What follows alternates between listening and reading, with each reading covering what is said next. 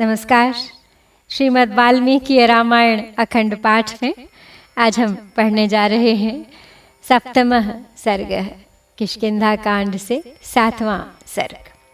और इस सर्ग में है सुग्रीव का श्री राम को समझाना तथा श्री राम का सुग्रीव को उनकी कार्य सिद्धि का विश्वास दिलाना। तो चलिए प्रारंभ करते हैं आज का पाठ।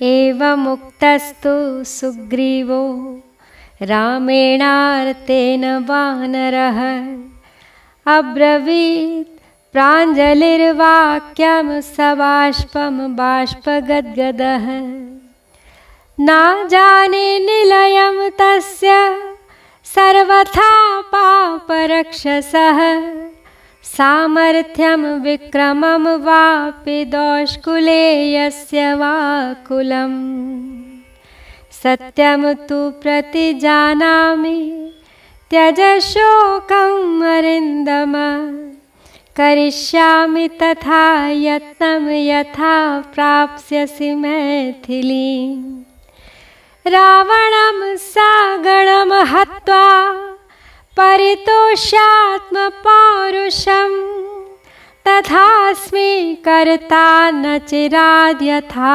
प्रीतो भविष्यसि अलम वैक्लव्यम् आलम्ब्य धैर्यम् आत्मगतं स्मर त्वद्विधानाम्ना सदृशम् ईदृशं बुद्धिलाघवम्।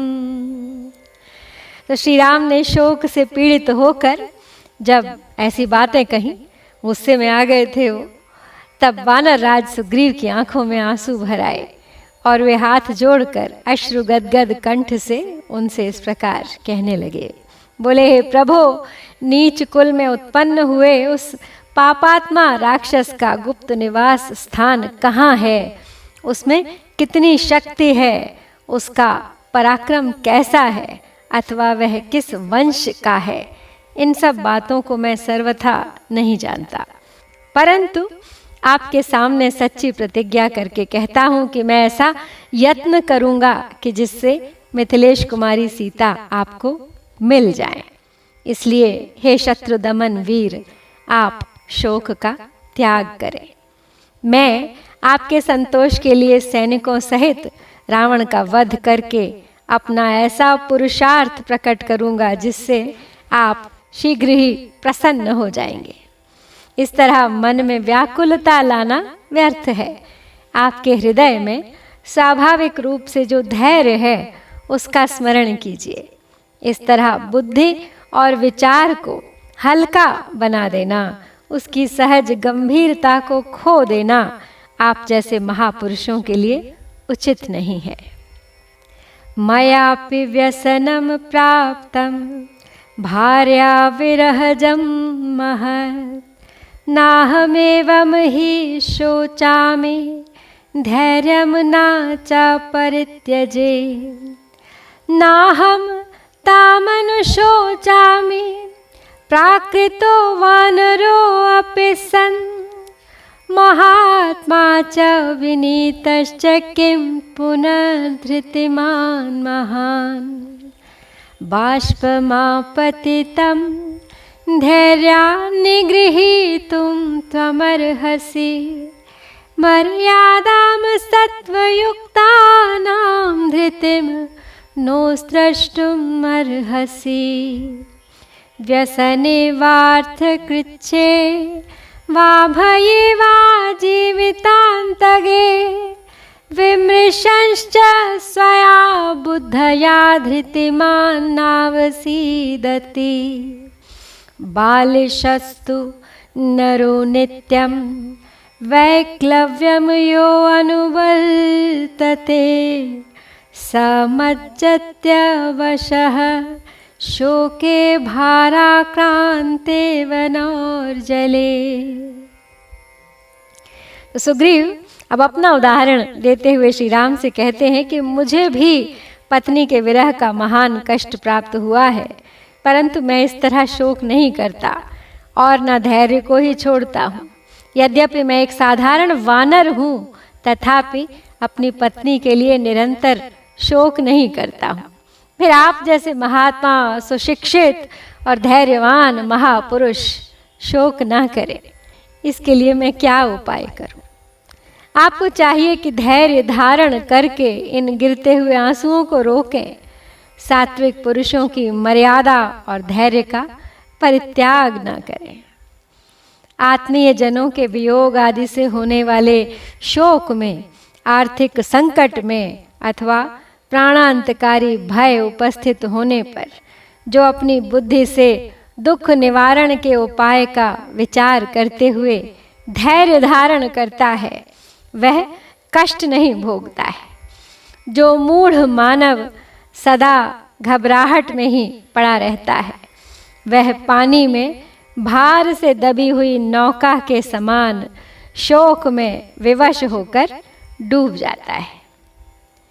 एषो अंजलिर्मया बद्धः प्रणया त्वां प्रसादये पौरुषम श्रय शोकस्य नान्तरं दातुमर्हसि। ये शोकम् अनुवर्तन्ते न तेषां विद्यते सुखं तेजश्च क्षीयते तेषां न त्वं शोचितुम् अर्हसि। शोकेनाभिप्रपन्नस्य जीविते चापि संशयः सशोकं त्यज राजेन्द्र धैर्यमाश्रय केवलं हितं वयस्य भावेन ब्रूहि नोपदिशामि ते वयस्य तां पूजयनेना त्वं शोचितुम् अर्हसि। मधुरं सान्त्वितस्तेन सुग्रीवेण स राघवः मुखम् अश्रुपरिक्लिन्नं वस्त्रान्तेन प्रमार्जय। तो सुग्रीव श्री राम से विनती करते हुए फिर कहते हैं कि जो मूढ़ मानव सदा घबराहट में पड़ा रहता है, वह पानी में भार से दबी हुई नौका के समान शोक में विवश होकर डूब जाता है। मैं हाथ जोड़ता हूँ, प्रेम पूर्वक अनुरोध करता हूँ कि आप प्रसन्न हो और पुरुषार्थ का आश्रय लें। शोक को अपने ऊपर प्रभाव डालने का अवसर न दें। जो शोक का अनुसरण करते हैं उन्हें सुख नहीं मिलता है और उनका तेज भी क्षीण हो जाता है। अतः आप शोक न करें। हे राजेंद्र, शोक से आक्रांत हुए मनुष्य के जीवन में उसके प्राणों की रक्षा में भी संशय उपस्थित हो जाता है। इसलिए आप शोक को त्याग दें और केवल धैर्य का आश्रय लें। मैं मित्रता के नाते हित की सलाह देता हूँ, आपको उपदेश नहीं दे रहा हूँ। अतः आप मेरी मैत्री का आदर करते हुए इस बात को ग्रहण करें, कदापि शोक न करें हे राम। तो सुग्रीव ने जब मधुर वाणी में इस प्रकार सांत्वना दी, तब श्री रघुनाथ जी ने आंसुओं से भीगे हुए अपने मुख को वस्त्र के छोर से पोंछ लिया। प्रकृतिस्थस्तु काकुत्स्थः सुग्रीव वचनात् प्रभुः संपरिष्वज्य सुग्रीवम् इदं वचनम् अब्रवीत्। कर्तव्यं यद् वयस्येन स्निग्धेन चाहितेन च अनुरूपं च युक्तं च कृतं सुग्रीव तत्त्वया। एष च प्रकृतिस्थो अहम् अनुनीतस्त्वया सखे दुर्लभो हि दृशो बन्धुरस्मिन् काले विशेषतः। किन्तु यत्नस्त्वया कार्यो मैथिल्याः परिमार्गणे राक्षसस्य च रौद्रस्य रावणस्य दुरात्मनः मया च यदनुष्ठेयं विस्रब्धेन तदुच्यताम् वर्षास्विव च सुक्षेत्रे सर्वं संपद्यते तव। तो सुग्रीव के वचन से शोक का परित्याग करके स्वस्थ चित्त हो ककुत्स कुलभूषण भगवान श्री राम ने मित्रवर सुग्रीव को हृदय से लगा लिया और इस प्रकार कहा। बोले, सुग्रीव, एक स्नेही और हितैषी मित्र को जो कुछ करना चाहिए वही तुमने किया है। तुम्हारा कार्य सर्वथा उचित और तुम्हारे योग्य है। हे सखे, तुम्हारे आश्वासन से मेरी सारी चिंता जाती रही। अब मैं पूर्ण स्वस्थ हूँ। तुम्हारे जैसे बंधु का विशेषतः ऐसे संकट के समय मिलना बहुत कठिन होता है, परंतु तुम्हें मिथिलेश राजकुमारी सीता तथा रौद्र रूपधारी दुरात्मा राक्षस रावण का पता लगाने के लिए प्रयत्न करना चाहिए। साथ ही मुझे भी इस समय तुम्हारे लिए जो कुछ करना आवश्यक हो उसे बिना किसी संकोच के बताओ। जैसे वर्षा काल में अच्छे खेत में बोया हुआ बीज अवश्य फल देता है, उसी प्रकार तुम्हारा सारा मनोरथ सफल होगा।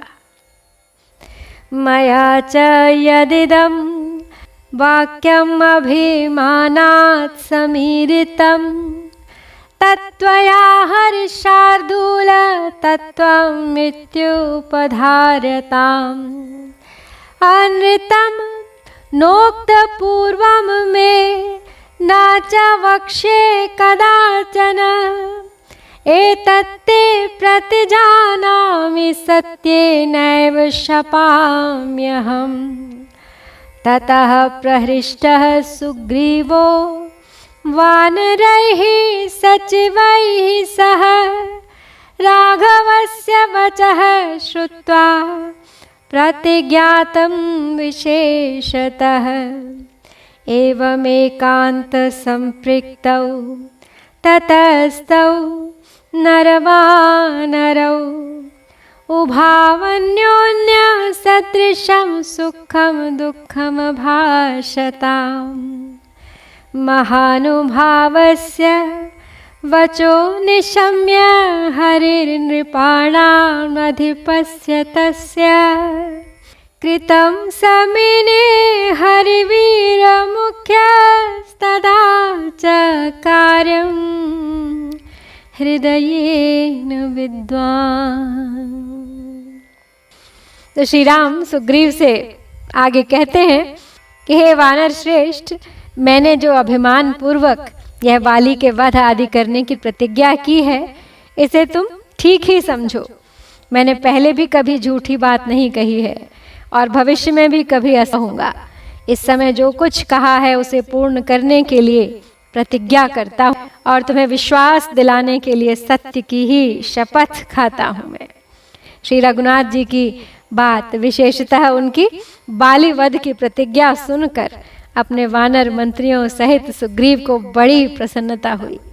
इस प्रकार एकांत में एक दूसरे के निकट बैठे हुए वे दोनों नर और वानर श्री राम और सुग्रीव ने परस्पर सुख और दुख की बातें कहीं जो एक दूसरे के लिए अनुरूप थीं। राजाधिराज महाराज श्री रघुनाथ जी की बात सुनकर वानर वीरों के प्रधान विद्वान सुग्रीव ने उस समय मन ही मन अपने कार्य को सिद्ध हुआ ही माना।